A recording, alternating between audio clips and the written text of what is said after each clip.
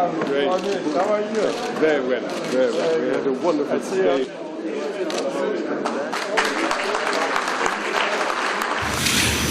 Majesty.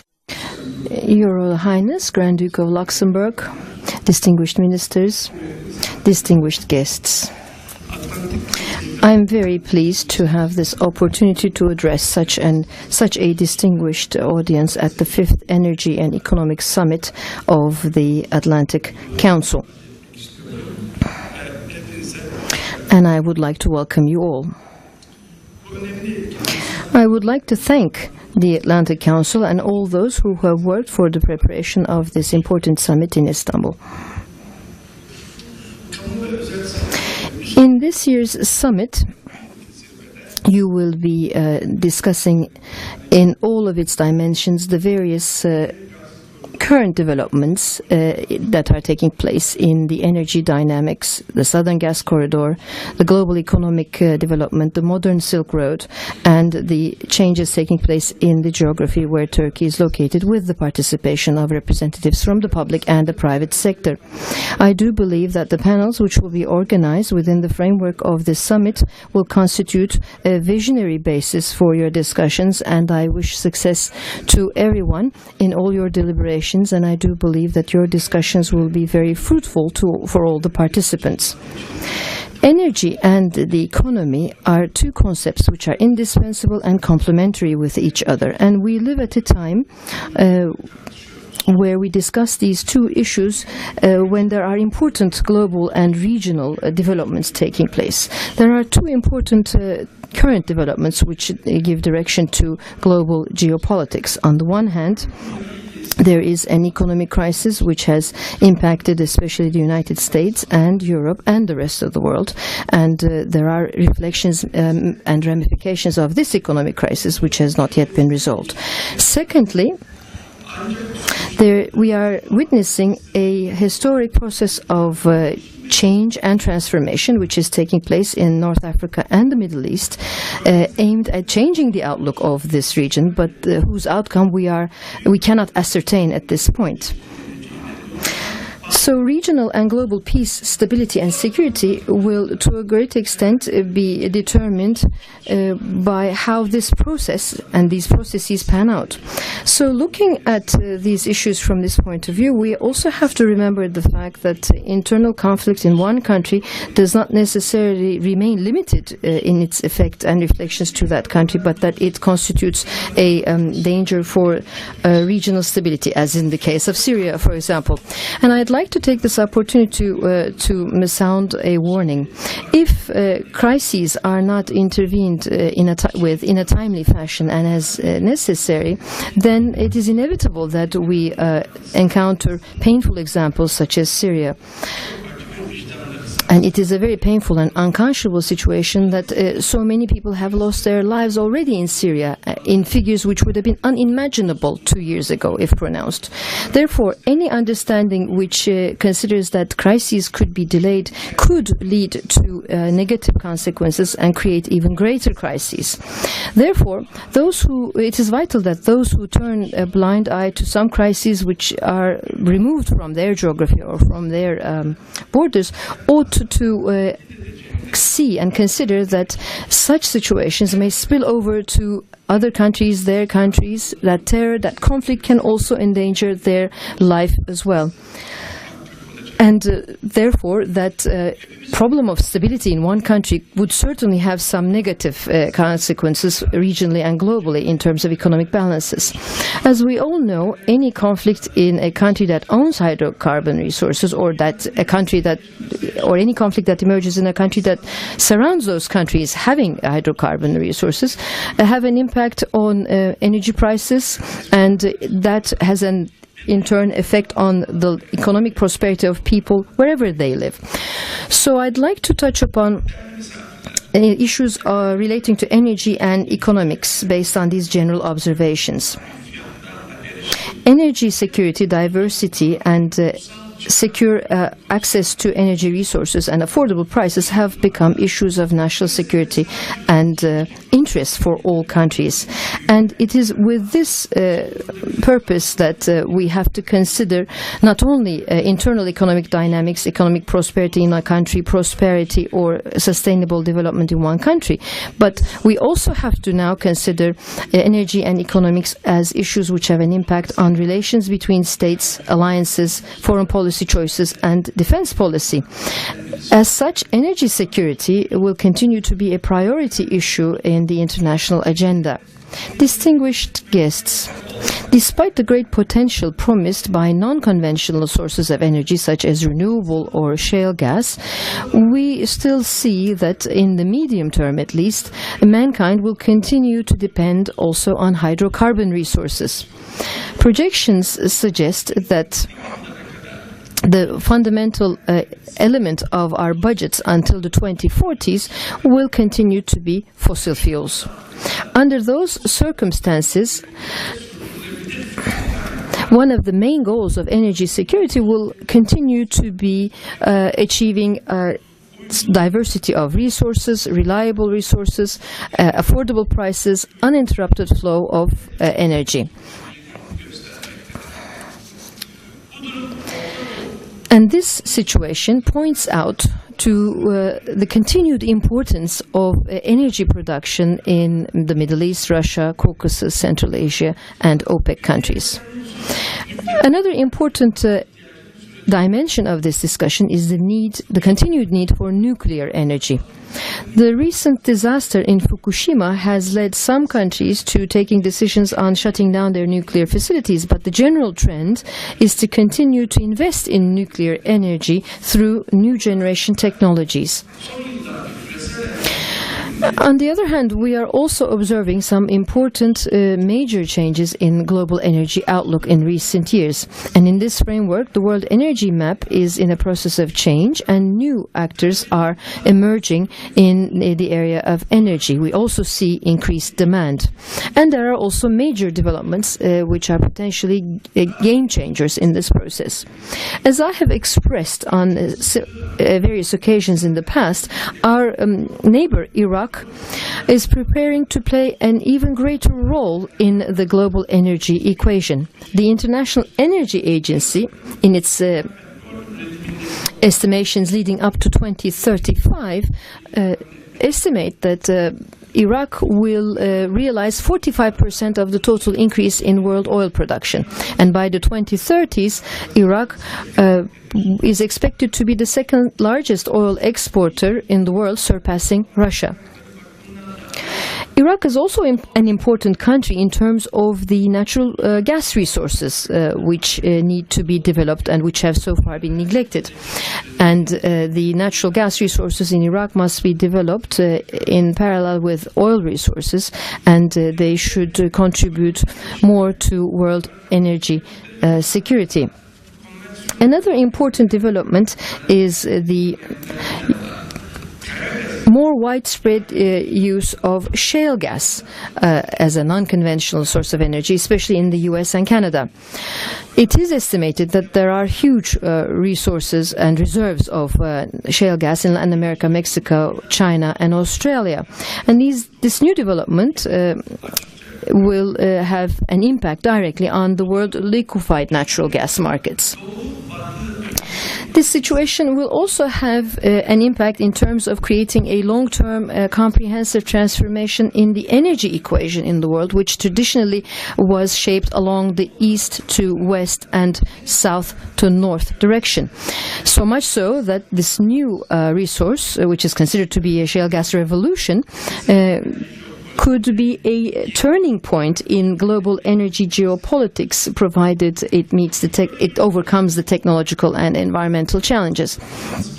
If such a transformation does take place, then another fact we have to take into consideration is that important energy resources that have strategic value still will be important. In other words, when the transition was made from coal to oil, coal did not completely lose its importance.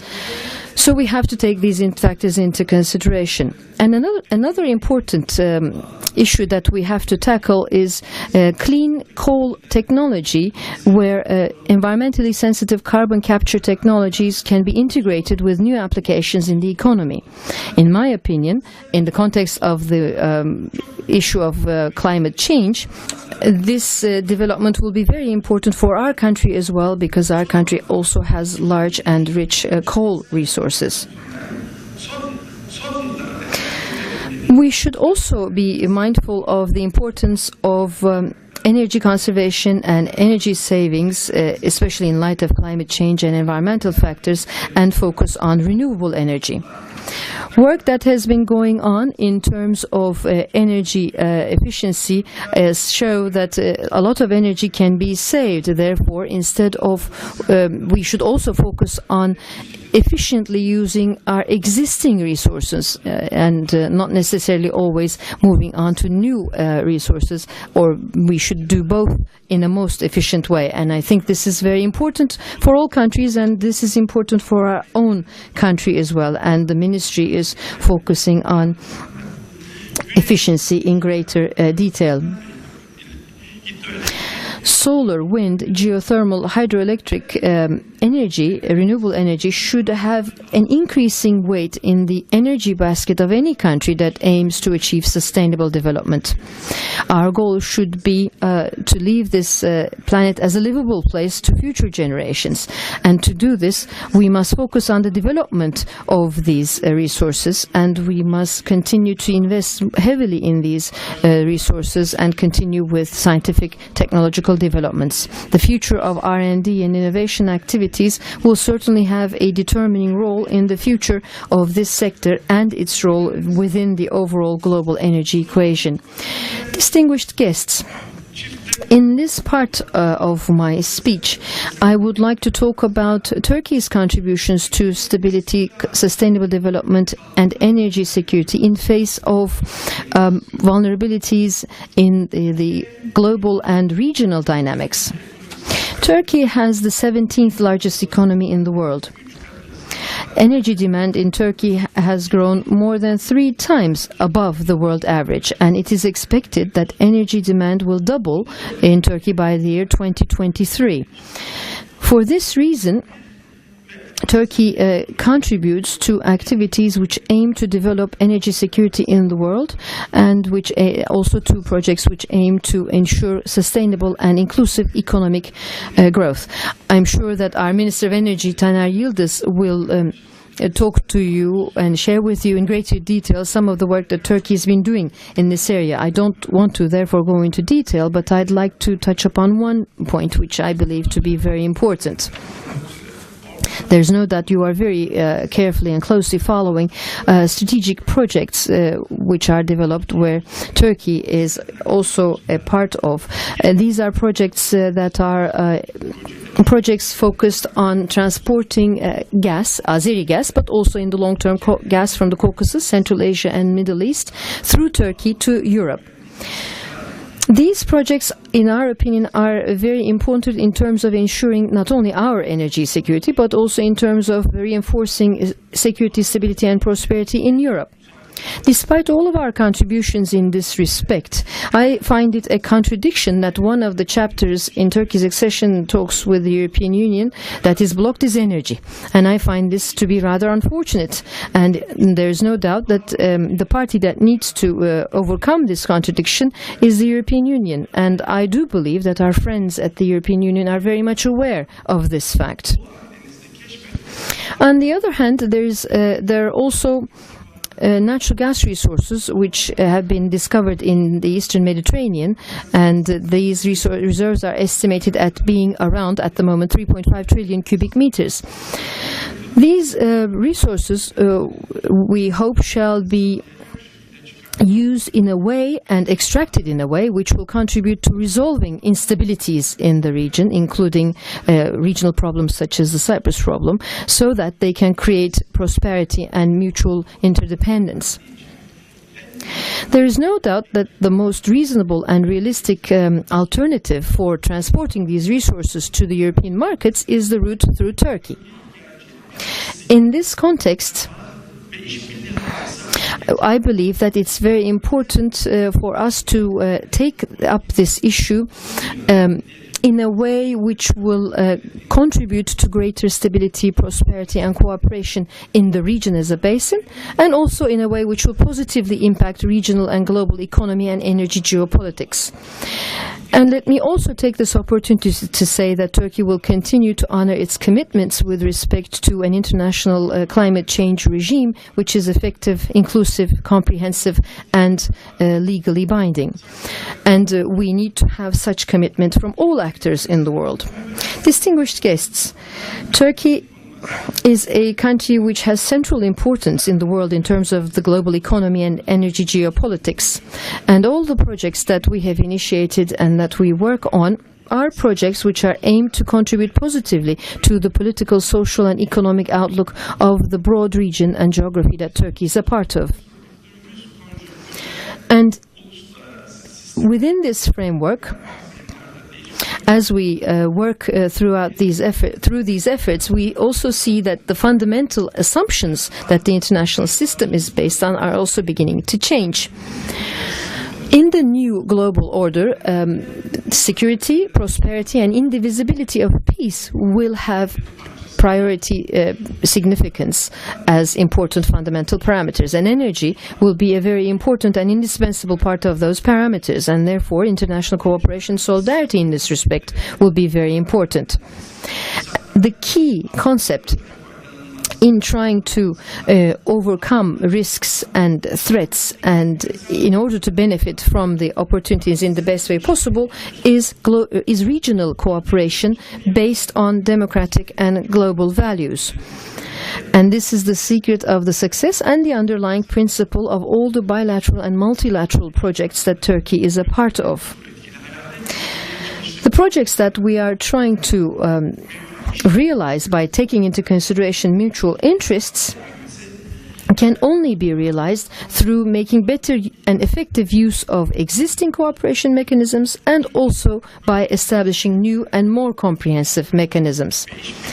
Turkey will continue to develop and implement projects that create economic value for the countries in our region and for our global partners within a spirit of regional ownership, partnership and cooperation.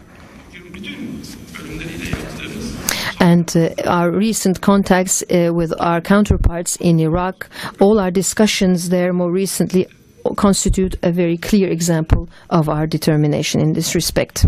Distinguished guests, I would like to express my best wishes to this conference, and I do believe that the presentations to be made here will be very important for your future discussions. The fact that there is great participation here is very important. There are guests here from the United States, from Iraq, from other countries, and having representatives from countries which have important energy resources here, in my opinion, is very important, and I believe that throughout your discussions in this meeting you will have important ideas, new ideas, and they will help in turn shape new projects, new policy. And I would like to once again thank you all for your participation and wish you success in your deliberations. Thank you.